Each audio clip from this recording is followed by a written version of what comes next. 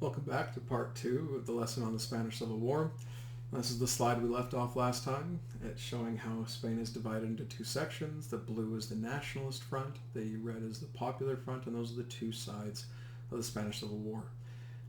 There's a lot that goes into the people who support each side. If you're watching this video first, please go back and watch the other one. There's a lot to explain on who's on whose side and what we're going to be talking about. And during this this video lesson will not make sense if you did not watch the first one. So, now, the Popular Front should have won this war. They had most of the support in place. The National Front wins mainly because of foreign help. I can't remember, just the National Front wins because of foreign help. I don't know if that's what I said just a second ago or not. So basically, Francisco Franco, the leader of the Nationalist Front, puts a call out for help. And the guy that first answers the call of help, it sends almost I shouldn't say the entire Italian military, but a good large portion of the Italian military is Mussolini, a guy we talked about in our video on the right, in the video lesson on the right of dictators. He's fascist, so of course he's going to help out the side that has the fascists on it, the Nationalist Front of the Civil War of Spain. By the way, the picture you're seeing there, those are Italian troops coming into Spain to help out the Nationalist Front. They're not the only ones that join.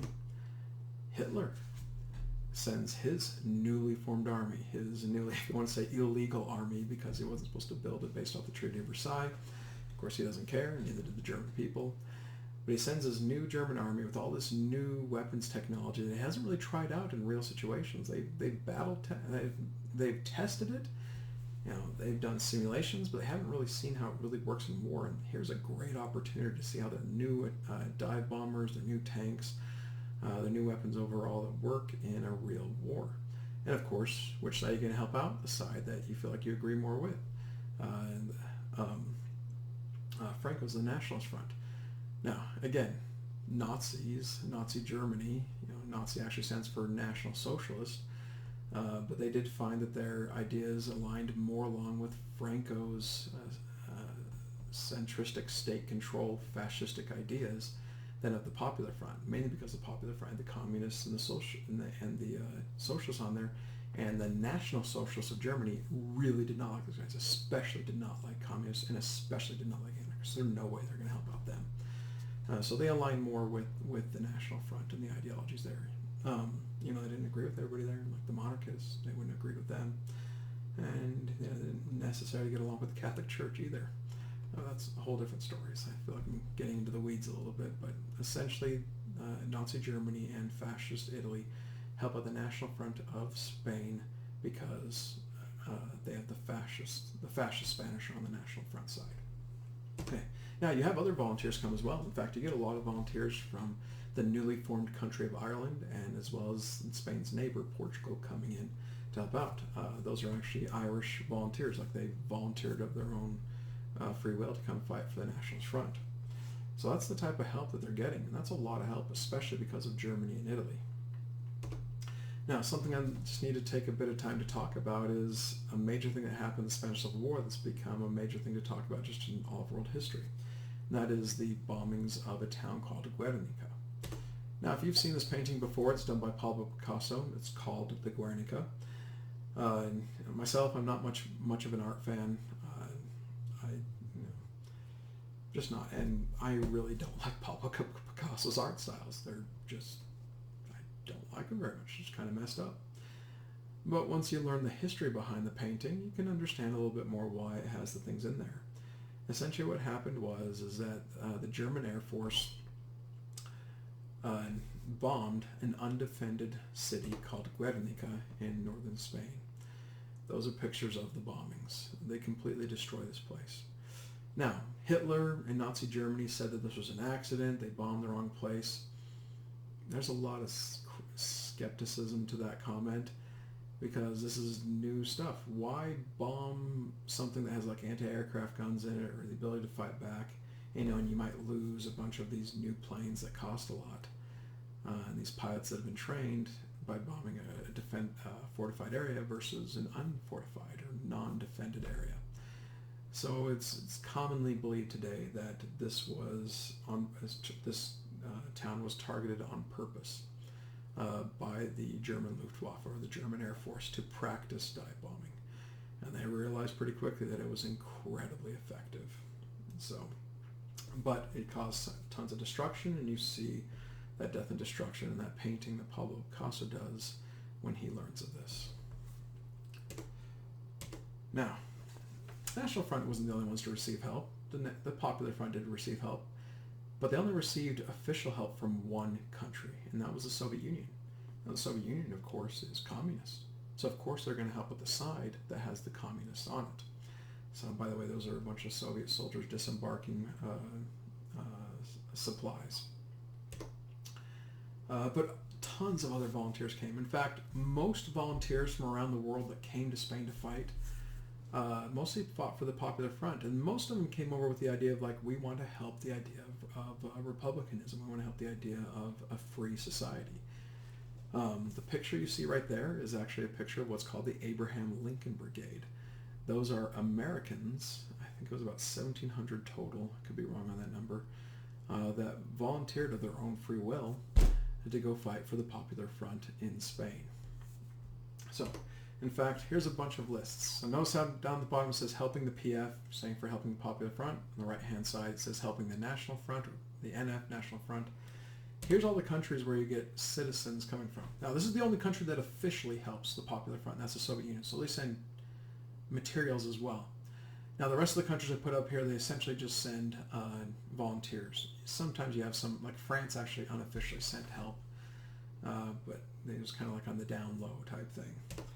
But the United States, like I pointed out last slide, sent volunteers. The French, the British, the Canadians, the Greeks, Yugoslavia, Poland. I mean, just look at all these countries. Even Mexico and other Latin American countries have a lot of people who are so into this. You know, like, these are the ideas that are going to save the world. They want to go fight for the Popular Front. Whereas these are really the only four countries where you see significant help, and really just Germany and Italy where you see significant help come to the National Front. But that did tip the balance. Germany and Italy sent their armies. United States, France, Great Britain didn't send their armies. And that actually does tip the balance in favor of the National Front in the Spanish Civil War. So this war, even though it's called a civil war between Spain, it really is an international war. It's a world war. Just the fighting isn't around the world comes to Spain to fight. So now, in this one I'm just showing pictures of just things that go along here. These are just your average citizens of Spain that are like, all right, I'm willing to fight for my country. These people sign up and volunteer to fight for the Popular Front, and they're learning, basically they're just doing some training right there. I like showing this picture because everybody gets recruited, men and women. And right here you have young women, moms, even a few of the older women being recruited into, actually in this case, the Popular Front to go fight. Although the lady on the very left just doesn't look very happy. That's quite a sour face. Maybe she's not too happy being a recruiter. This is a very famous picture from the Spanish Civil War. Apparently there's a photo where they're just kind of like a day in the life of Barcelona. This is in Barcelona, and then right as this photo is taken, air raid sirens go off because the German Luftwaffe was about to bomb the city, and so a lot of panic ensues. Now, I know this is a bit gruesome. I apologize for that up front, but what you're looking at there is a member of the Abraham Lincoln Brigade who's just been shot by, he's fighting against the National Front, but he's just been shot by someone from the National Front. And then this is towards the end of the war where you see some really bad street fighting. If you're looking at those horses, look at the horse on the bottom. He's not dead. These guys have really quickly thrown down their horses to throw up somewhat of a barricade if they can, because the Nationalist forces are coming in quick. Those are Popular Front soldiers, by the way, in Madrid. Same thing here. This is showing how crazy and how close the fighting gets. That guy that's shooting through that window right there is firing into a building that's literally just 6 feet away across an alley. Essentially point blank shooting at the enemy on the other side. Those, again, by the way, are Popular Front soldiers you're looking at. I found a lot more pictures of Popular Front stuff than I did of National Front stuff. This is one of the most famous photos of all wartime, like of all history, just ever. Because in some ways it was a bit of an accident. I can't remember the photographer's name. famous photographer was here, and he was actually with kind of a guerrilla unit for the Popular Front, and they just ambushed a National Front supply line. And this guy was actually in the action, just kind of raising his rifle above his head, going like this, kind of like the Sand People off of Star Wars. And the photographer raises his camera to take a picture of this guy right as one of the nationalists, who they thought were all dead, picked up his rifle and shot at this guy. And so the photographer actually catches this guy being shot in one snapshot. Hence why it's one of the most famous photos of all time, because it's a bit accidental to catch this type of gruesome scene. You know, usually you get scenes like that, you usually have to be filming something and you just take a still shot out of it. This was actually a photograph of a guy who was just in the moment of feeling like he's done something great, to the point of, oh, he just got shot in the head. Now, how the war transformed over time. In the last lesson, I told you about all the different viewpoints and opinions and groups that just are butting heads and don't like each other, and there's dozens of them. You know, I showed you about a dozen of them. But over time, the Popular Front essentially becomes dominated with the idea of communism. Why? Because their main supporter is the Soviet Union. The communists are the ones that really take over more. And the socialists, you know, that's not too much against them. They're willing to kind of follow along with that a bit more. But that puts out the anarchists, that puts out the left Republicans, that puts out a lot of people, like a lot of people start realizing, what are we fighting for? I'm not communist. But this does become the main ideology of the Popular Front, because those are the ones that just take over. Same thing happens on the National Front. Again, there was a lot of different people saying we don't like the Republic, and they all band together, but over time, the National Front is essentially associated with fascism, because you have fascist Italy and Nazi Germany, which is a bit fascistic but National Socialist, coming in to help out the National Front. And so, of course, the fascists start to become the more dominant ideology on that side. Whereas everybody was like a monarchist or something like that. It's like, what am I fighting for? Is this really the side I'm fighting for? Although your side is winning, so you feel like you might get something out of it. But yeah. So just to go along with this thought process, I'm going to show you some propaganda posters. First off, here's some propaganda posters on the Popular Front. Just look at this for a little bit. You know, the Popular Front represents a lot of ideas, but notice the one main idea on there. You got the hammer and sickle, communism, and the socialist fist. You know, the people who don't really go along with those ideas, you know, you start asking yourself, what are we fighting for? So the Popular Front realized this, so they started coming up with propaganda that looks like this and says, you know, we're all in this together. We all hate the fascists, and the National Front are just all a bunch of fascists.